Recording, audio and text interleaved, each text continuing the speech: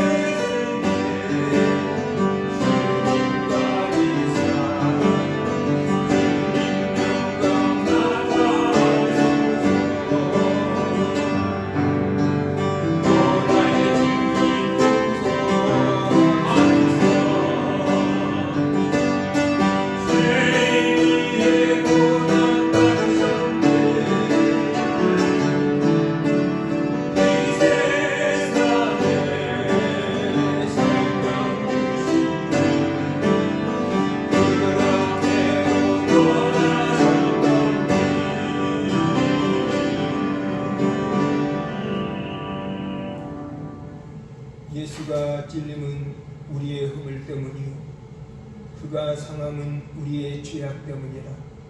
그가 징계를 받음으로 우리가 평화를 누리고 그가 채찍에 맞음으로 우리가 나음을 입었도다. 우리는 다 양 같아서 그를 행하여 각기 제 길로 갔거늘 여호와께서는 우리 모두의 죄악을 예수께 담당시키셨도다. 아멘. 은혜가 충만하신 아버지 하나님, 사랑이 충만하신 아버지 하나님, 오늘도 귀하고 복된 주일을 맞이해서 죄와 허물이 많은 저희들이 하나님 앞에 예수 이름으로 나아왔습니다.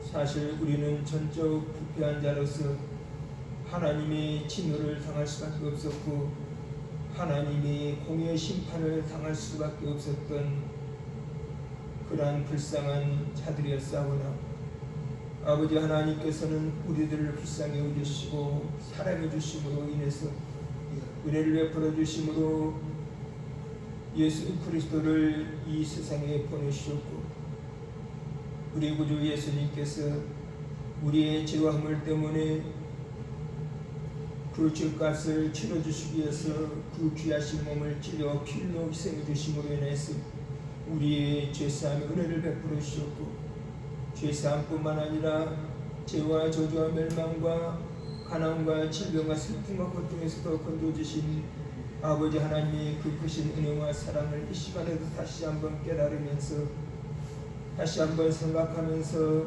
아버지 하나님 앞에 감사로 이 예배를 드리오니 아버지 하나님께서 기뻐 받아주시고 영광 거두어 주시기를 원합니다. 우리는 아버지 하나님 은혜 없이는 잠시도 살아갈 수 없는 연약한 존재들임을 이 시간에 인정하고 고백하오니 우리 아버지 하나님께서 우리들의 범사를 주장해 주시고 특별히 오늘 이 예배에 드려지는 저희들의 은혜 심사를 성령 하나님께서 주장해 주셔서 온전히 아버지 하나님께만 영광이 되게 하시고 우리 모두에게 귀한 은혜의 시간이 될 수 있도록 은총을 베풀어 주시옵소서. 여전히 코로나와 이런저런 또한 형편과 사정으로 인해서 또한 몸이 연약해서 각 가정에서라도 하나님께 의지하며 예비하는 귀한 신령들도 있사오니 주님께서 그곳에도 함께해 주시고 영광 받아주시고 은총을 베풀어 주실 줄로 믿사오고 이 시간에 전국 곳곳에 세계 곳곳에 우리 주 예수님의 이름으로 모여서 예배드리는 교회마다 곳곳마다 함께해 주시고 영광을 거두어 주시옵소서. 우리를 위해서 피를 흘리시고 부활하신 그리스도 예수 이름으로 기도올리옵나이다. 아멘. 사도신경을 통해서 우리의 신앙을 하나님께 고백드리도록 하겠습니다. 나는 전능하신 아버지 하나님 천지의 창조주를 믿습니다. 나는 그의 유일하신 아들 우리 주 예수 그리스도를 믿습니다. 그는 성령으로 잉태되어 동정녀 마리아에게서 나시고 본디오 빌라도에게 고난을 받아 십자가에 못 박혀 죽으시고 장사된 지 사흘 만에 죽은 자 가운데서 다시 살아나셨으며 하늘에 오르시어 전능하신 아버지 하나님 우편에 앉아 계시다가 거기로부터 살아있는 자와 죽은 자를 심판하러 오십니다. 나는 성령을 믿으며 거룩한 공교회와 성도의 교제와 죄를 용서받는 것과 몸의 부활과 영생을 믿습니다. 아멘. 주기도성으로 하나님께 영광을 드리겠습니다. 635장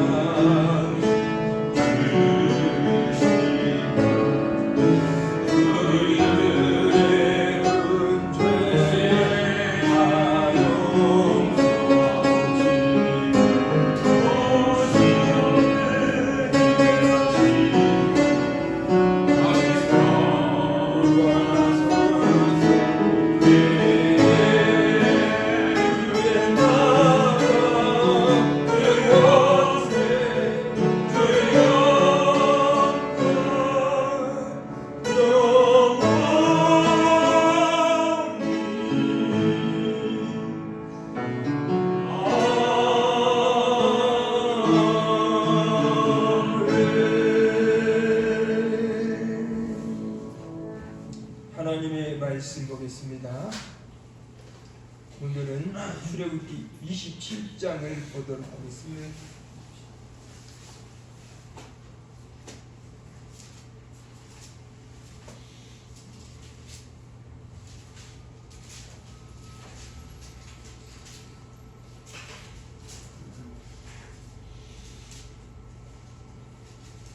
이 27장 1절부터 8절까지만 우리 일어서서 교독하겠습니다. 제가 먼저 읽겠습니다.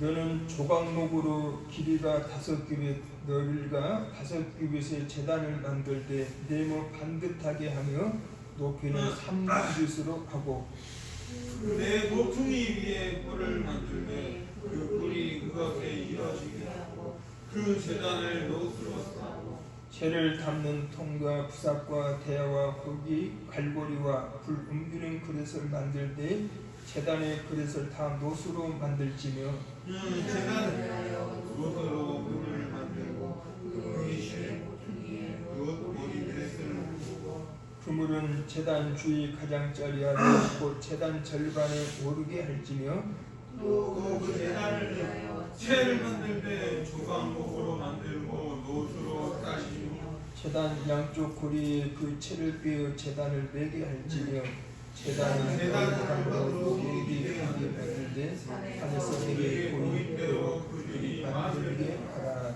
아멘. 찬양 한 곡 더 드리겠습니다. 305장 나 같은 죄인 살리신 찬양 드리겠습니다.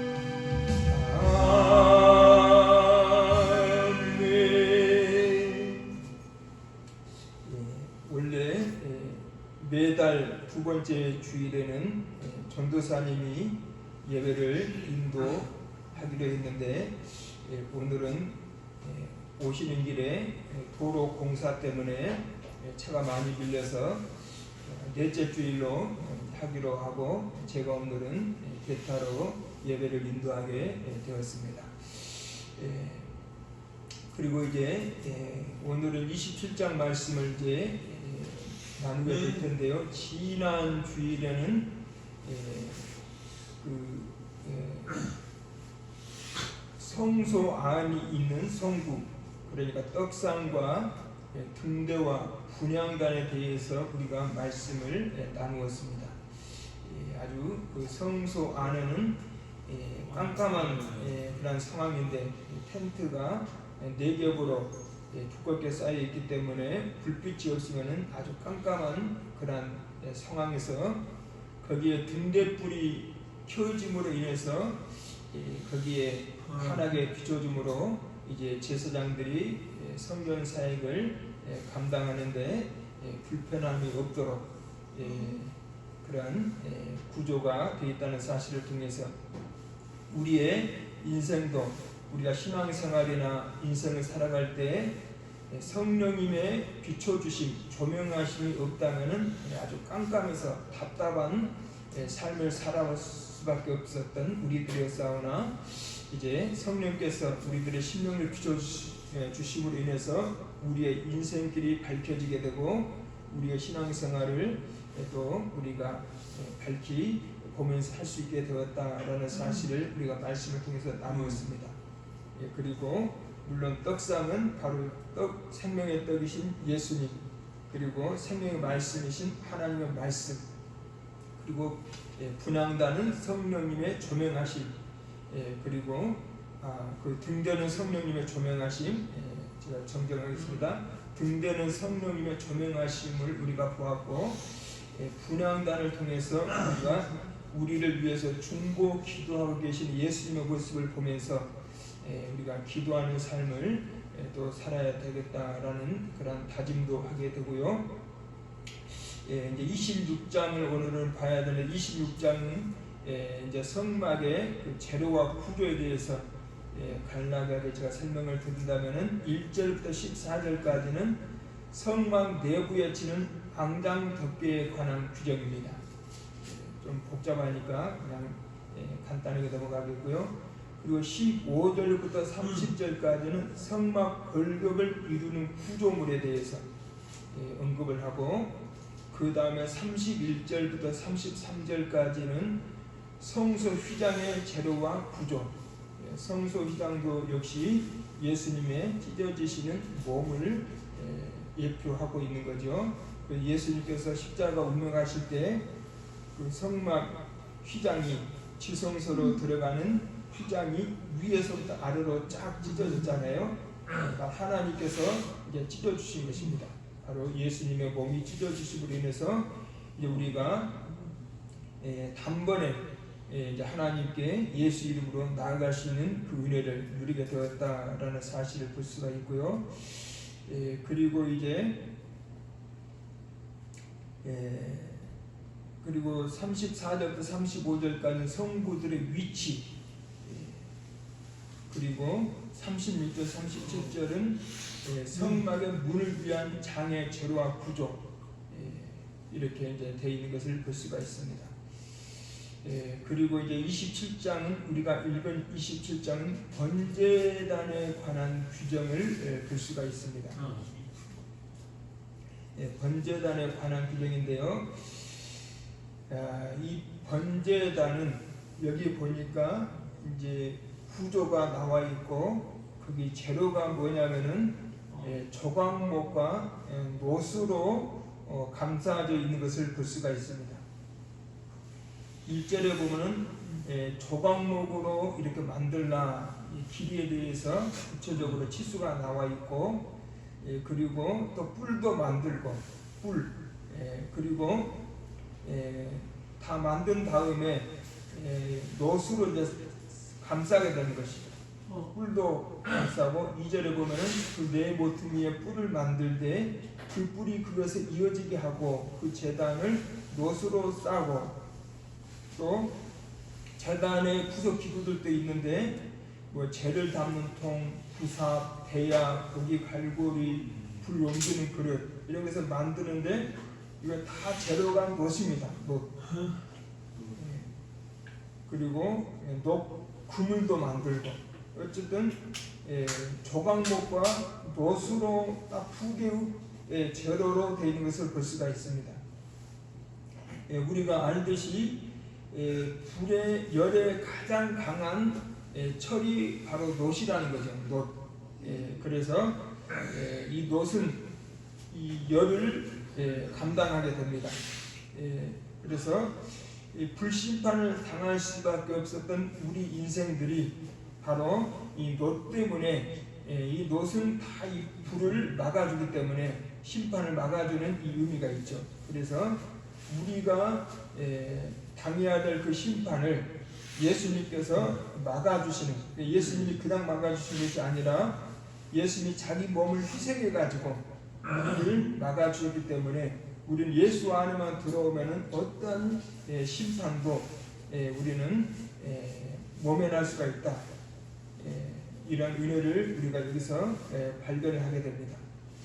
근데 이제 보면은 그 제가 전에도 말씀드렸던 것이 성막을 구조를 보면은 세 개의 구조로 되어 있습니다. 먼저 성막 문을 열고 들어가면은 성막 그 마당, 뜰이라고 해야 되나요? 뜰 마당이 있고, 그리고 문 하나 열고 들어가면은 성소가 있고, 그리고 또 문 하나를 열고 들어가면 이제 지성소가 있고, 이런 구조로 되어 있는 거죠. 그리고 전에도 말씀드렸던 것처럼 가장 깊은 지성소 안에는 언약궤를 거기다가 이제 안치를 하고, 두 번째 깊은 방에 성소에는 떡상과 등대와 분향단 이 세 개의 성구를 거기에다 안치하게 되고, 그 다음에 이제 여기는 이 제단, 번제단이 안치하는 장소는 그냥 마당입니다. 마당. 거기는 뭐 이제 천장이 없어요. 그러니까 성소와 지성소는 천장으로 다 이렇게 보호가 되어 있는데, 이 마당에는 천장이 없습니다. 그리고 이 마당에는 이제 이 번제단과 물두멍이 딱 두 개의 성구가 있습니다. 물론 주변에는 울타리가 쳐 있지만은 이 천장이 없기 때문에 여기에는 이제 뭐 예를 들어서 사막의 바람도 이제 여기는 노출이 될 수가 있고, 모래바람도 들어올 수가 있고, 여기는 온전한 보호는 안 됩니다. 왜냐하면은 천장이 없기 때문에 뜰만 이렇게 뭐죠? 이 울타리만 쳐 있기 때문에 그래서 이런 의미도 있지만은 무엇보다도 여기서 이제 번제단과 분향단, 번제단과 물두멍, 번제단과 물두멍에 대해서 오늘 말씀을 살펴보게 되는데요.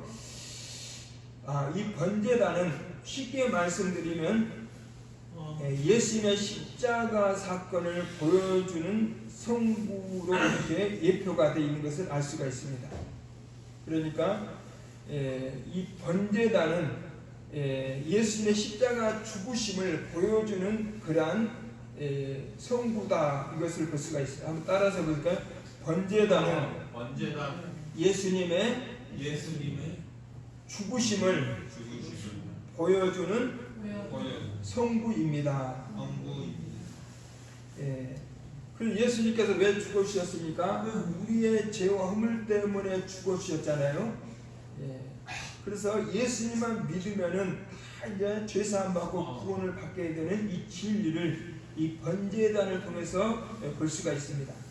그래서 여기 보면 뿔도 네 귀퉁이에 하나씩 해서 4개가 있는데, 이 뿔만 잡으면은 다 그 보호가 되게 돼 있어요. 이거는 구원을 상징합니다. 뿔은, 번제단 뿔은 구원을 상징하죠. 그래서 이제 그 과거에 나중에 보면은 다윗의 아들들은 솔로몬과 그 또 다른 아들이 있었죠. 그래서 그 아들이 그 반역을 저질러서 죽게 되었을 때 성막에 들어가서 번제단 뿔을 딱 잡으니까 죽이지를 않잖아요.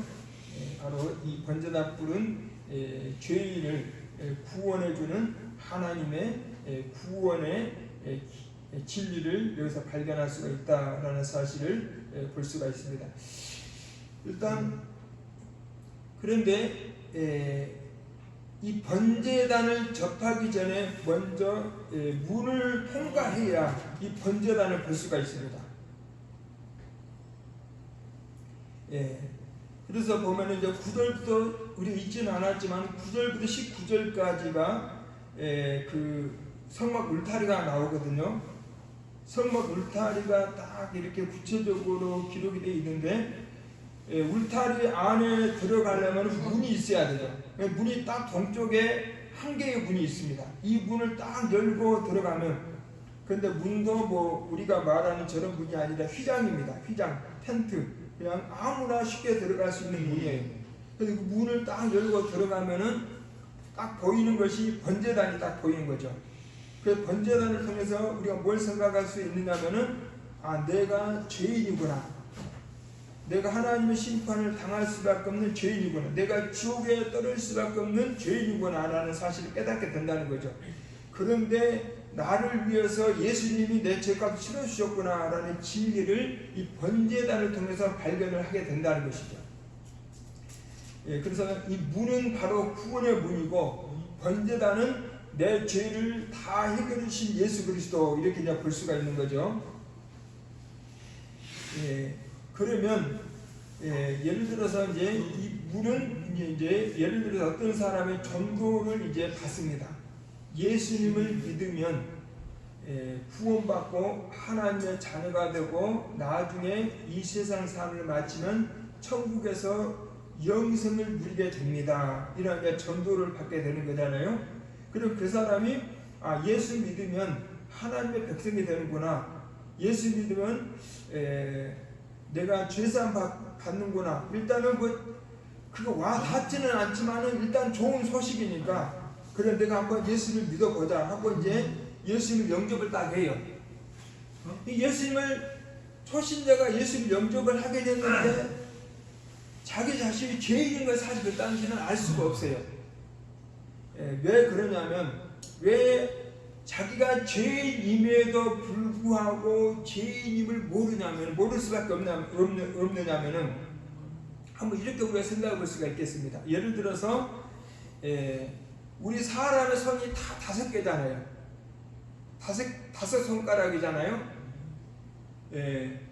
그런데 딱 태어나서 보니까 내가 왜 5손가락이지 하고 의심한 사람은 한 번도 없잖아요.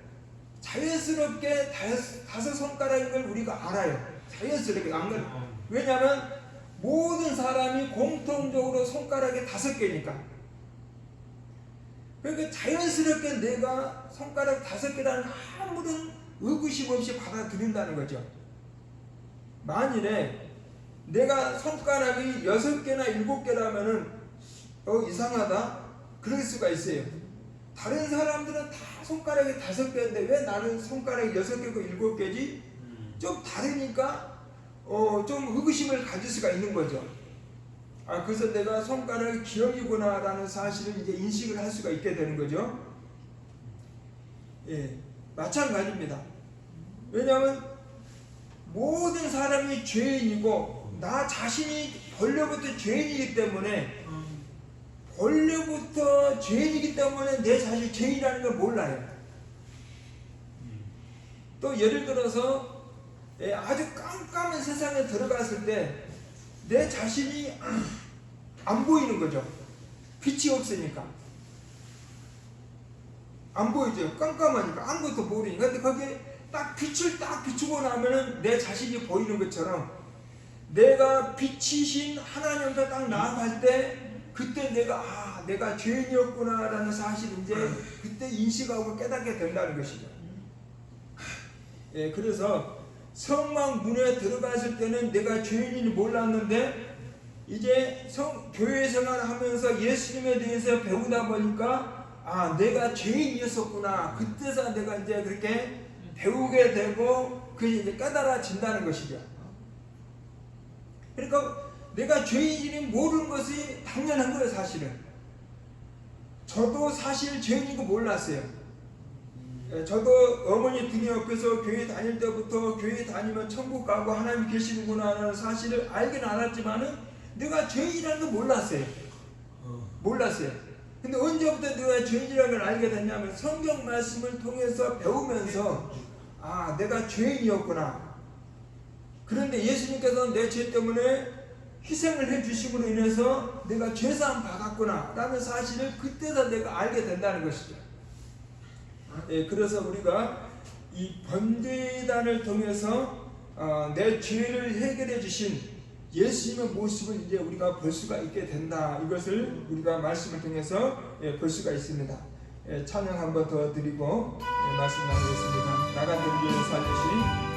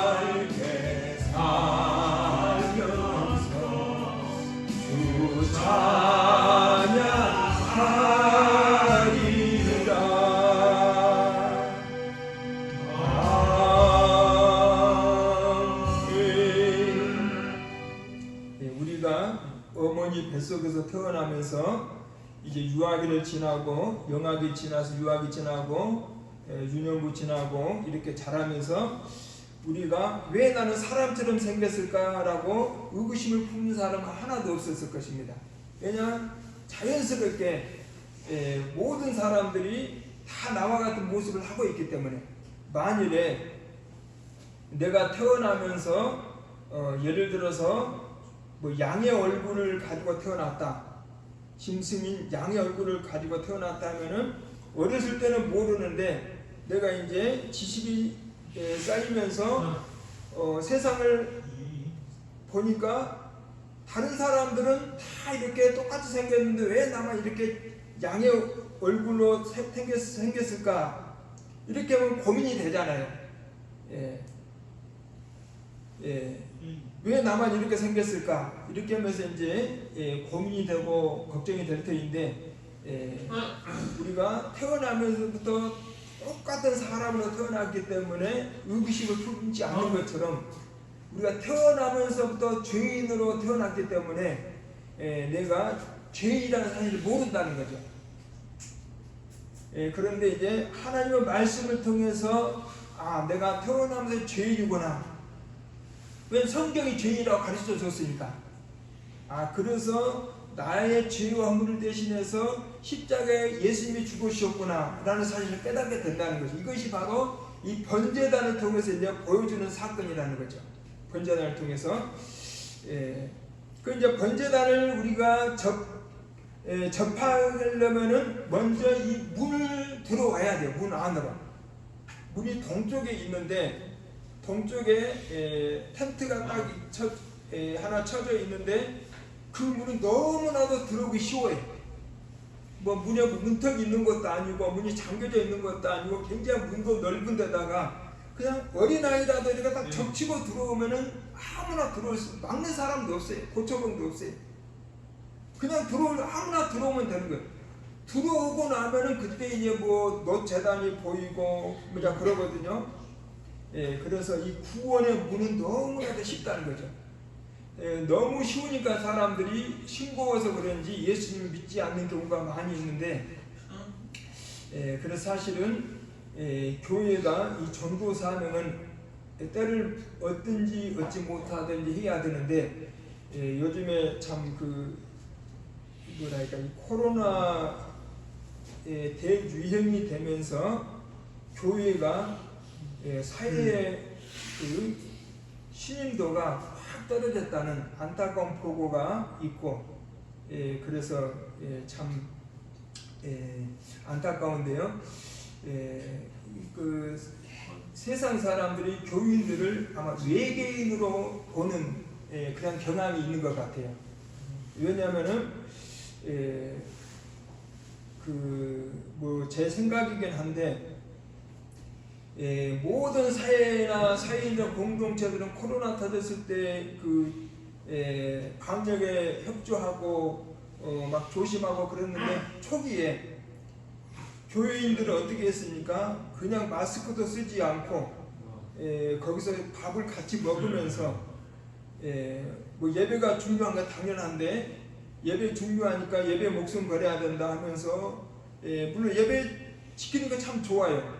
그런데 마스크도 안 쓰고 세상 사람들 열심히 쓰는데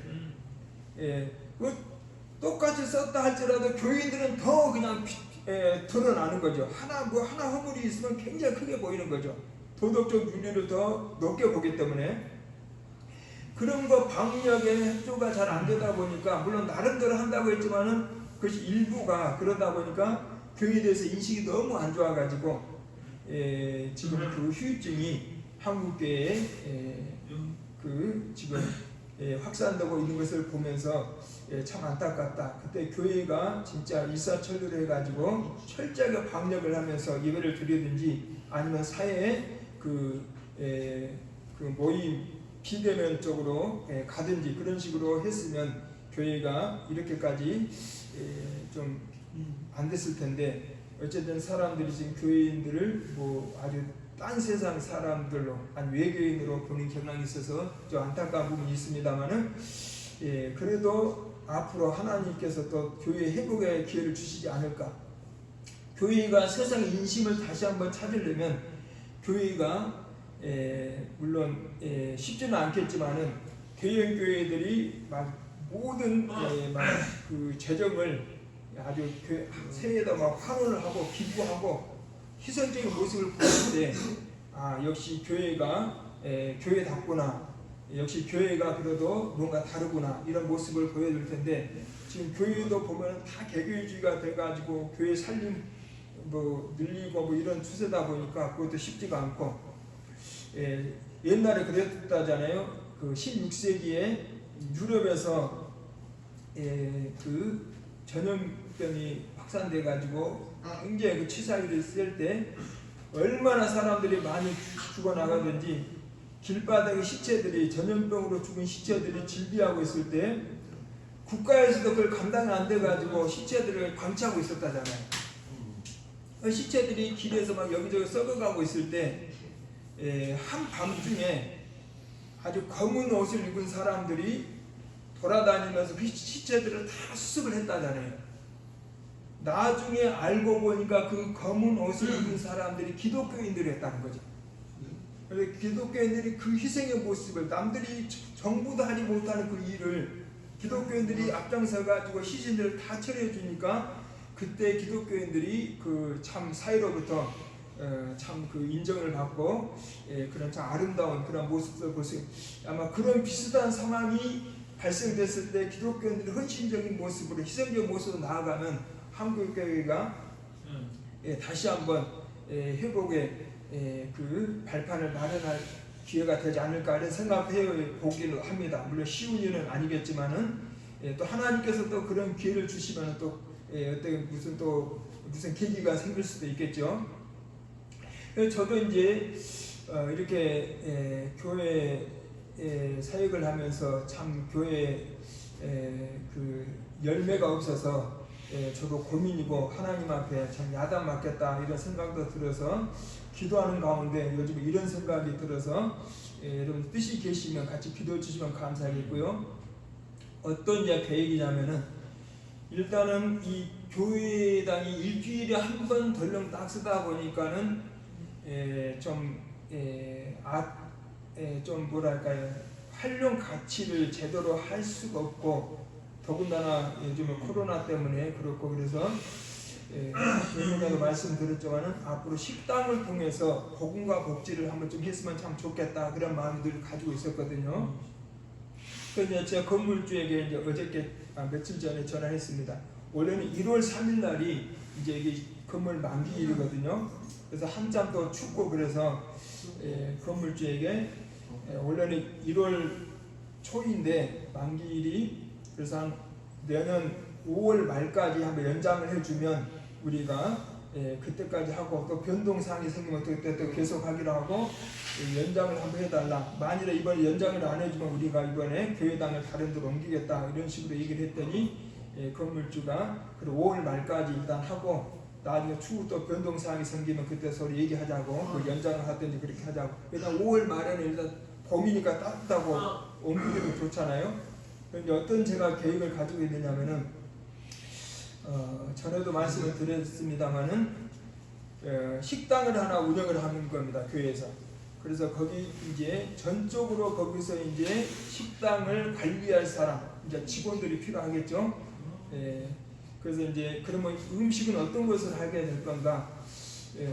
아주 좀 뭐랄까 서민들이 먹을 수 있는 음식, 그리고 단순한 것, 복잡하지 않고 그래서 이제 자장면 전문 식당 뭐 이런 식으로 자장면 전문 식당 하니까 집사람이 백종원 짜장면이 좀 괜찮다는 식으로 얘기를 하길래 한번 제가 한번 먹어보려고 합니다. 여러분들 한번 먹어보세요. 백종원 여기 어디도 있다고 그러더라고요. 짜장면 식당이.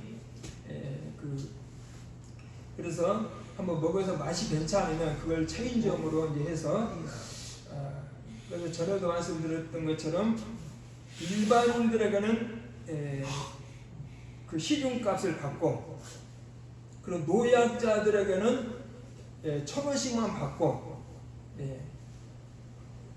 일단 그런 식으로 일단 하려고 합니다. 아주 공짜로 하는 거는 좀 그렇고 1,000원씩이라도 받으면 그래서 그렇게 해서 이제 거기를 이제 전도회장으로 마련을 하게 되는데 그러다 보면 이제 거기 노약자들에게는 저렴하게 제공한다는 소문이 나게 되면 아무래도 소문이 괜찮게 나겠죠. 그렇게 했을 경우에 과연 유지가 되겠는가? 그래서 제가 거기 보면 인건비 빼고 또 임대료 빼고 하면은 좀 적지 않아도 괜찮다. 그 정도 100만 원 정도 적지 않으면 감당할 수 있겠다라는 생각이 들더라고요. 100만 원 정도. 100만 원 정도 우리가 전도해도 그 정도 들어간다고 생각을 전도에 쓴다고 생각하면 되고 매달 100만 원 정도 적지 않으면 감당할 수 있겠다 이런 생각이 들고 그렇게 해서 이제 일반인들에게는 시중가를 받고 정상대로 그리고 노약자들에게는 이제 1,000원씩 받고 그러면 이제 그 노약자들 대상으로 전도하면서 주일날 여기 오시면 주일날 여기 또 오시면 이제 거기 이제 주일날은 또 예배 장소가 되는 거거든요. 식당을 쉬고 이제 노약자 이제 전도 이제 좀 가족 같은 분위기가 됐을 때 이제 이렇게 접근을 해야 되겠죠. 그분들은 이제 그럽니다.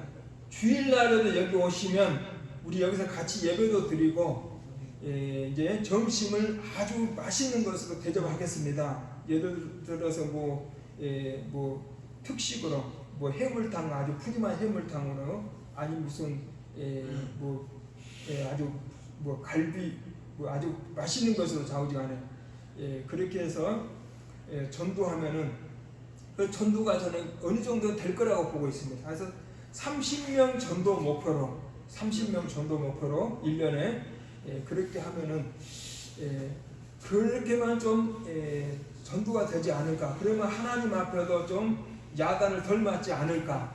우리가 하나님 앞에 가면 뭐 어떻게 칭찬만 받겠어. 다 아무리 잘해도 야단도 듣겠죠. 야단을 받더라도 좀 덜 받. 일단 하나님 우리가 의식을 해야 되니까요. 그래서 우리가 뭐라도 하긴 해야 되겠다. 하긴 해야 되는데 어떤 우리에게 맞는 방법이 어떤 방법일까? 그래서 가장 제가 생각하기에 좋은 방법은 식당을 하나 운영하면서 거기는 전혀 수익을 생각하지 않고 오직 복음과 복지 목적으로 100만 원 정도 적지 않아도 괜찮고 이런 식으로 운영을 하게 되면 교회가 뭐라도 하고 전도 열매도 좀 맺히고 그러다가 그렇게 하다가 발명 아이디어가 이제 그 제품들이 보급이 잘 되면은 뭐 그때는 이제 뭐 아주 일반인들에게도 다 일반인들은 아예 안 받고 그 좀 어려운 사람들에게 완전 무료로 이제 다 매일매일 이제 점심을 이제 식사 대접을 하는 거죠. 그 언젠가 TV를 보니까요. 그 신부들이 천주교의 신부들이 저는 신부들은 그 성당 안에서만 뭐 저는 사역을 하는 줄 알았어요. 그런데 그 신부들 가운데에서도 성남 어디에는 그 무료 이제 급식하는 신부가 있잖아요. 외국인 신부인데 거기도 있지만 또 TV에 보니까 어떤 신부가 식당을 운영을 하면서 한 끼에 3,000원씩을 받더라고요. 무조건 3,000원이. 근데 거기도 보니까 이 복지 차원에서 하는 거예요. 신부가 직접 거기 식당에서 일을 하면서 손님들 맞이하면서 3,000원씩 받으면 3,000원씩 받아가지고 무슨 수지가 되겠어요? 수입이 안 되잖아요. 그러니까 그거 소문이 듣고 뭐 후원도 해주고 뭐 냉장고도 들어오고 막 그러긴 하더라고요. 그러니까 3,000원씩 받아도 그렇게 이미지가 좋은데 근데 신부도 그렇게 하는데 교회 목사는 더 해야 되지 않겠는가. 그런데 거기 제가 식당이 사람이 밥은 3끼는 무조건 먹어야 되잖아요. 그러니까 가장 이 사람 만나기는 좋은 곳이 바로 식당이다 생각이 드는 거예요. 그래서 노인들에게는 노약자들에게는 1,000원씩이라도 받으면서 그분들과 이렇게 친분관계를 나누면서 교회를 자연스럽게 인도하다 보면 그 사람들 뭔지 모르고 밥 때문에 오긴 와요.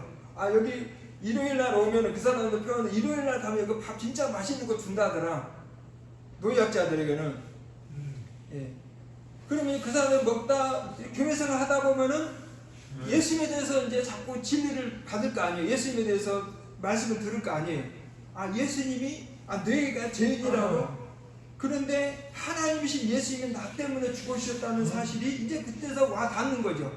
그러면서 이제 이 번제단을 통해서 내가 죄인임을 깨닫고 나를 위해서 죽으신 예수님을 발견하듯이 그때서 이제 진짜 이제 구원을 깨닫게 된다는 거죠. 그런 식으로 이 번제단 사역 여기서 말씀한 것처럼 그런 식으로 해서 우리가 예수님 앞에 인도해야 되겠다. 그것을 한번 우리가 깨닫게 됩니다.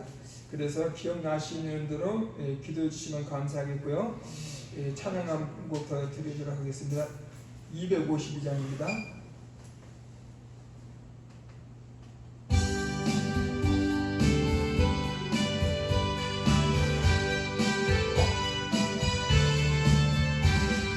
나의 죄를 씻기는 예수의 피밖에 없는 다시 정케하기로 예수의 피밖에 없는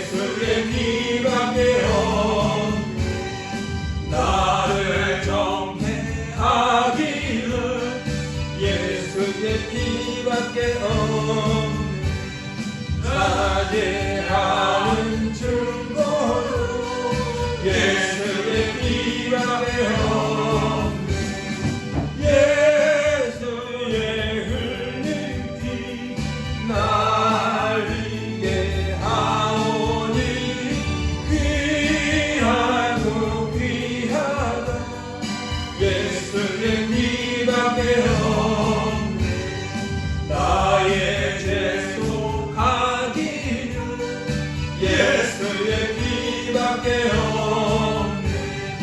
나는 공로 없으니 예수의 피밖에 없네. 예수의 흘린 피 날 위해 하오니 귀하고 귀하다. 예수의 피밖에 없네. 평안함과 소망은 예수의 피밖에 없네. 나의 의는 이것뿐 예수의 피밖에 없네. 예수의 흘린 피 날 위해 하오니 귀하고 귀하다. 예수의 피밖에 없네. 영원토록 내 할 날 예수의 피밖에 없네. 나의 자비 제목은 예수의 피밖에 없네. 예수의 흘린 피 날 위해 하오니 귀하고 귀하다. 예수의 피밖에 없네.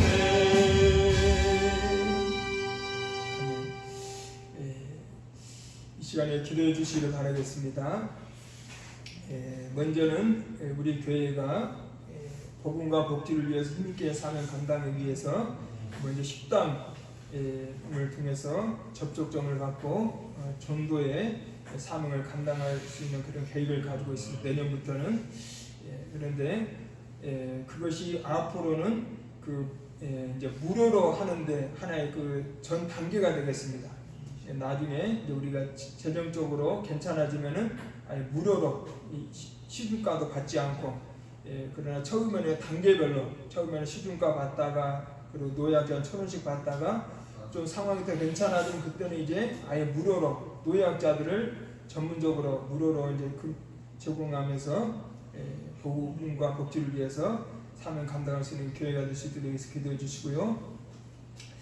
두 번째로는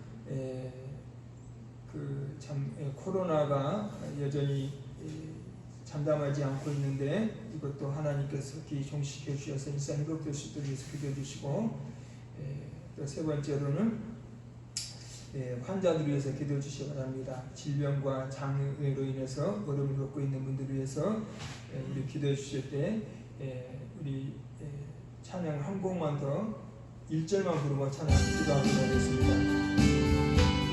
1절만 하고 찬양 기도하고 부르도록 하겠습니다. 나의 죄를 씻기는 예수의 피밖에 없네. 다시 정케하기도 예수의 피밖에 없네. 예수의 흘린 피 날 위해 하오니 귀하고 귀하다. 예수의 피밖에 없네. 할렐루야. 아버지 하나님 은혜와 사랑을 감사드립니다. 오늘 성막문을 열고 들어갈 때에 번제단을 보면서 내가 죄인인데 나의 죄와 함을 때문에 나를 위해서 죽어주신 예수님께서 생제물에 태워주심으로 내 죄값을 치료했다는 사실을 바로 번제단을 통해서 보았습니다. 아버지 하나님 우리에게 이 귀한 제사의 은혜를 베풀어 주셔서 감사합니다. 이제 우리가 이 제사의 은혜를 받았으니 이 구원의 진리를 우리 사람들에게도 전달하기를 원합니다. 우리 사람들에게도 알리기를 원합니다. 아버지 하나님 우리 교회가 복음과 복지의 사명 힘있게 감당하기를 원합니다. 아버지 하나님여 역사하여 주옵소서. 주님 우리가 내년에는 이제 식당을 운영하면서 이어 복음과 복지 목적으로 식당 운영하면서 주옵소서. 주여 이제 노약자들에게 저렴한 값으로 적응하며 또한 주일에는 함께 예비하는 그러한 신앙 공동체를 이루기를 원하오니 전도의 열매가 맺혀지기를 원하오니 세계의 열매가 맺혀지기를 원하오니 주여 성령으로 역사하여 주옵소서. 우리가 계획을 성달지라도 성령 하나님께서 주장해 주셔야 되겠사오니 성령 하나님께서 역사해 주셔야 되겠사오니 성령 하나님께서 역사해 주심으로 인해서 우리 교회가 주 예수님의 복음과 기독교 국제 삶의 힘있게 감당하실 때 주님이여 역사하여 주시기를 원합니다. 주여 또한 주님의 뜻에 계셔서 발명하여 되어 이런 제품들이 힘있게 보급될 때에 이제 우리가 더 힘있게 복음과 국제 삶의 힘있게 감당하시겠사오니 주님께서 은혜를 베풀어 주셔서 역사하여 주시옵소서. 아버지 하나님 코로나가 주여 또한 이렇게 또한 유행될 차림을 보고 있사온데 주님께서 코로나를 막아주시고 이 코로나 때문에 주여 하나님의 백성들이 새해로부터 신뢰를 가득한 상황이 발생되고 있사오니 주여 우리를 불쌍해주시고 이 코로나 시대에 이제 우리가 주여 주의 백성의 사명을 감당하게 도와주시고 코로나가 주님과 속히 종식되어서 일상들이 회복되시도록 주여 은혜를 베풀어 주옵소서. 예수가 주여 십자가의 피로 죄를 주실 때에 우리의 죄뿐만 아니라 채찍에 맞아칠 때 우리의 고통까지 우리의 질병까지 우리 아픔까지 다 고치셨사오니 채찍에 맞아신 예수로 우리의 모든 병을 고쳐 주옵소서. 채찍에 맞아주신 주의 이름으로 우리 위안도 고쳐주시고 주여 생자도 고쳐주시고 뇌경색도 고쳐주시고 뇌출도 고쳐주옵소서. 고혈압 당뇨도 주의 이름으로 고쳐주시고 우울증도 주의 이름으로 고쳐주시고 혈통도 고쳐주시고 암병과 신체병과 모든 병을 주의 이름으로 깨끗하게 고쳐주옵소서. 중독병도 고쳐주시고 한경이병도 고쳐주시고 주여 모든 질병 모든 장애 채찍에 맞아 풀으신 주의 이름으로 깨끗하게 고쳐 주옵소서. 할렐루야. 주님께 의지합니다. 모든 것을 주님께 맡겼고 우리의 기도를 들어주시사오며 우리를 위해서 피를 주시고 부활하신 그리스도 예수님의 이름으로 기도 올리옵나이다. 아멘. 아버지 하나님, 우리가 죄인인지 몰랐는데 하나님의 말씀을 통해서 예수님에 대해서 배우면서 우리가 죄인이었고 우리의 죄를 대신해서 피 흘려 주신 예수님의 것을 보았습니다. 예수님께서 피 흘려 주심으로 우리가 죄사함 받았는 사실을 우리가 깨닫고 발견했사오니 이 크신 종을 우리들에게 베풀어 주심을 너무나도 감사드립니다. 우리를 위해서 죽어주신 예수님께서는 부활하심으로 죄와 사망 것에 마귀의 것을 깨뜨렸음을 확증하셨사오니 할렐루야. 주님 영광 허구어 주시옵소서. 이제 우리가 이 귀한 복음 사명을 더 힘있게 감당하고자 앞으로 내년 봄에는 식당을 운영하면서 복음과 복지 목적으로만 운영하기로 원하오니 주님께서 은혜를 베풀어 주셔서 주여 이 사역이 잘 이루어져서 전도의 열매가 많이 맺혀져서 아버지 하나님께 영광 돌려주시도록 역사하여 주시옵소서. 이 시간에 예물을 드립니다. 주님 기뻐 받아주시고 주의 귀한 백성들의 삶과 가정과 사업과 삶과 범사에 하나님의 은총이 하나님 인도하심이 도우심이 충만하게 임하여 주시기를 원합니다. 감사드리고 우리 구주 예수님의 이름으로 기도 올리옵나이다. 아멘. 우리 주 예수 그리스도의 크신 은혜와 아버지 하나님의 극진하신 사랑과 성령님의 인도 역사 충만하심이 오늘도 주일 예배로서 아버지 하나님 앞에 영광 돌리며 예배하는 주님의 귀한 백성들 머리머리 위에와 저들의 가정과 사업과 생업과 범사에 그리고 한국교회와 이 나라 민족 영원토록 함께 있기를 우리 주 예수 이름으로 축원하옵나이다. 아멘.